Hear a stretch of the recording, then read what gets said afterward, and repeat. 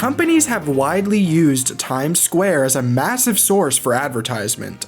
With the billions of eyes from tourists checking out the famous area of New York City to the electronic billboards that keep the plaza lit up 24/7, it'd be idiotic to not at least consider it for a large, recognizable company.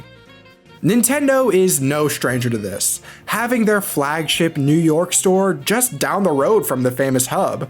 All they really need to do is say they're right down the street and people will flock to check them out. But when I say that Nintendo has really gone above and beyond in the manner in which they use the plaza for advertising, I mean it. They don't just stick to plastering their ads up on the electronic billboards. While they do a majority of the time, there have been a few notable instances where they've taken over Times Square. Literally.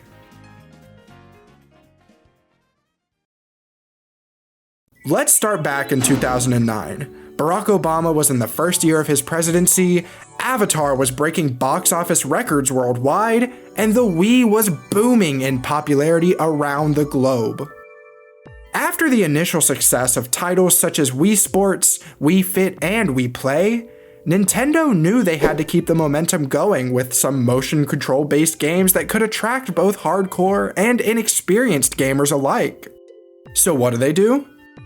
Build off of everything that made those three titles great and package it together into something that felt new and unique.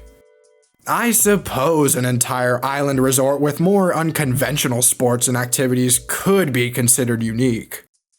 So of course, with a big new title, Nintendo had to go all out to market this game. What did they decide to do?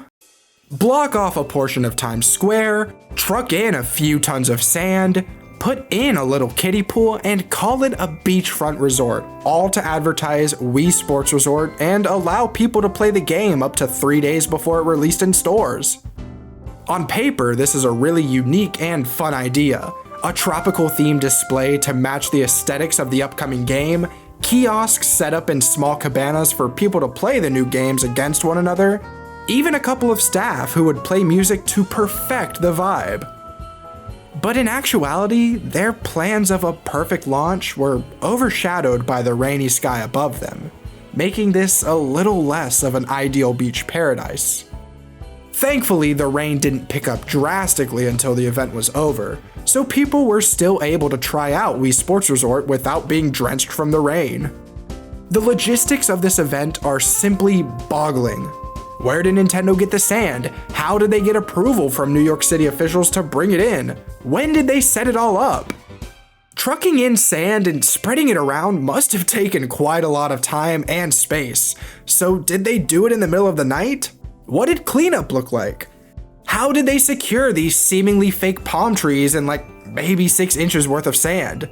And where can I find this Wii Sports Resort themed wading pool or cabana covers? Just the idea of everything that went into making this work is fascinating. I mean, 50 tons of sand, at least from the sources that I've read that reported on this. That's a ton of work and cleanup. I can't imagine being one of the New York City sanitation workers having to get rid of all of it. With that being said, this wouldn't be the only time that Nintendo goes all out for a marketing campaign. Moving away from Times Square for a little bit, Nintendo's next big advertising scheme takes us down to Australia. When you think of big, popular places that a big advertising campaign would be located, you tend to think of New York City, Los Angeles, London, Tokyo, Hong Kong even. But never Australia. To help celebrate the launch of Donkey Kong Country Returns in late 2010, Nintendo set up a massive 5-meter tall pile of bananas mimicking the one that Donkey Kong keeps under his house in Sydney, Australia. The pile was in Sydney, Australia, not Donkey Kong's house. People walking past were allowed to take as much fruit as they wanted, while being offered the chance to play the new game right beside the roughly 10,000 bananas composing the pile. You might be asking, why of all places would Nintendo choose Sydney? And at first, I was wondering that too. That was until I did some digging, looking for information about the area, and I found this. Yep, it's an amusement park called the Big Banana. Now I should be asking why they would do this anywhere other than Sydney. Interestingly enough, on the day of the Donkey Kong banana pile, the big banana sign had a big chunk bitten out of it.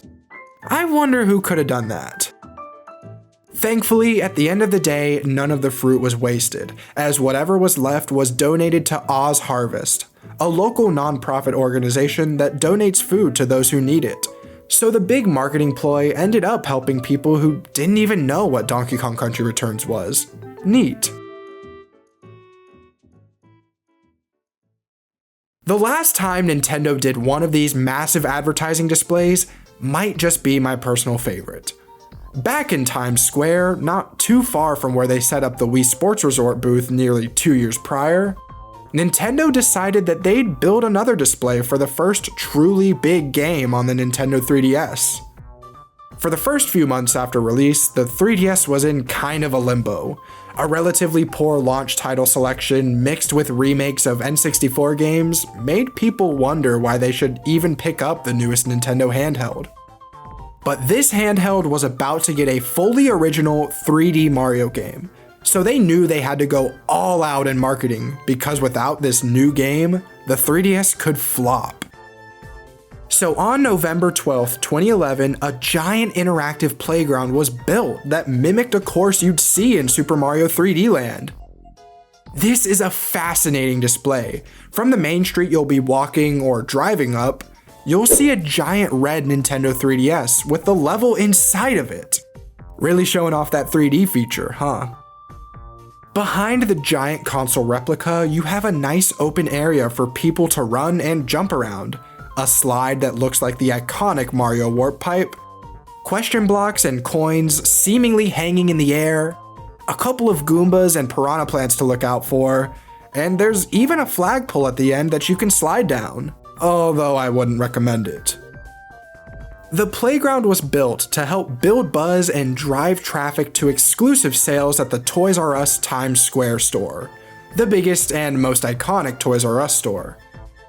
Similar to the Wii Sports Resort beach, I can't imagine how efficient they had to be in constructing this in the short amount of time that Times Square isn't absolutely crowded. It's interesting to see the concept art of this playground, because while it looks way more fun and varied with the different elements that you can find from Super Mario 3D Land, it also looks a little more dangerous with the gaps between these platforms leading to a pretty risky fall. Something that could have gotten Nintendo in some hot water. Just like the Wii Sports Resort merch, I'm wondering what they did with these logos for Super Mario 3D Land, or these Goomba signs. Hell, I'd reserve a room in my house just for the giant 3DS model. Sadly, we haven't seen another one of these since. I guess Nintendo finds it more profitable to plaster their ads on websites where they think they'll have an audience. YouTube, Reddit, Twitter. I guess they even do a good job with subliminal advertising, having their products show up in popular media so you see it and go, hey, I know that, that's Nintendo. And you suddenly want the newest game or system. It's a shame. No one has any gusto anymore. No more flashy game presentations or hype that builds up for these big gaming expos, since companies decide to announce and advertise stuff on their own schedules. But it's fun looking back at big things like this, and I hope you all enjoyed learning more about Nintendo's biggest pushes in advertising. If you enjoyed this video, it would mean a lot to me if you'd like and subscribe for when I find another obscure gaming related topic that just has to have a dedicated video. Thank you for watching, and if you come across one of those props from these displays that I mentioned, hit me up. I mean, I really want the giant 3DS.